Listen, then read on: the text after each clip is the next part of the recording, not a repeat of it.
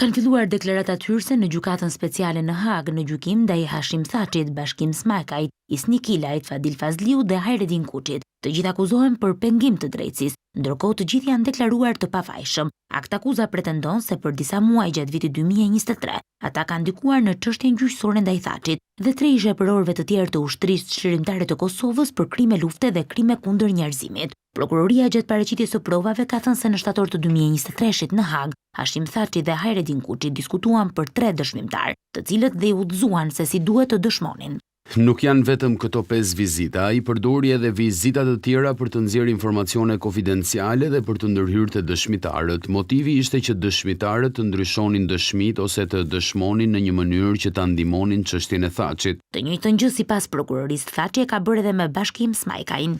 Thaçi dha udhëzime si të jepte dëshmi, se duhej të ishte konciz, të mos i jepte shumë gojës, po ashtu kishte dhënë informacione konfidenciale për dëshmitarët e mbrojtur dhe ishte tallur me 2 prej tyre, dhe një nga ata ishte me aftësi të kufizuara. Në rastin e Hysni Kilaj, sipas prokurorisë, ai ka marrë udhëzime se si dëshmimtari 4 të ndryshonte dëshminë që më pare kishte implikuar Thaçin, lidhur me keqtrajtimin që i kishin bërë antar të UÇK-s. Thaçi nënvizoi rreshtin dhe faqen e dëshmisë paraprake të dëshmitarit, saktësisht se çfarë duhej të ndryshonte ai. I akuzuari i 5, Fadil Fazliu, akuzohet se udhëzimet që mori nga Thaçi ja përcolli Rustem Mustafës Remit se si të dëshmonte në Hagë gjatë gjykimit ndaj tij. 3 ditë më vonë, Fazliu shkoi e takoi Thaçin në Hagë dhe vizita u incizua. Gjatë vizitës ai foli për dëshminë e Remit dhe tha se dëshmia e tij ishte vendimtare dhe se ai do të vendoste precedentin e dëshmitarëve pasues që do të ndiqnin atë, duke thënë atë që Thaçi i tha në hollësi se si do të duhej të ishte dëshmia e Mustafës,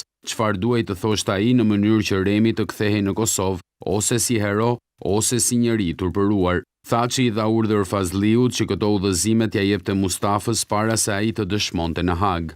Kjo është akt akuza e dytë për ish-presidentin e Kosovës me të cilën po ballafaqohet në dhomat e specializuara në Hagë, ku po ashtu, bashkë me 3 ish-liderët e tjerë të UÇK-s, u gjykua për rastin e krimeve të luftës dhe krimeve kundër njerëzimit, për të cilin pritet vendimi i trupit gjykues.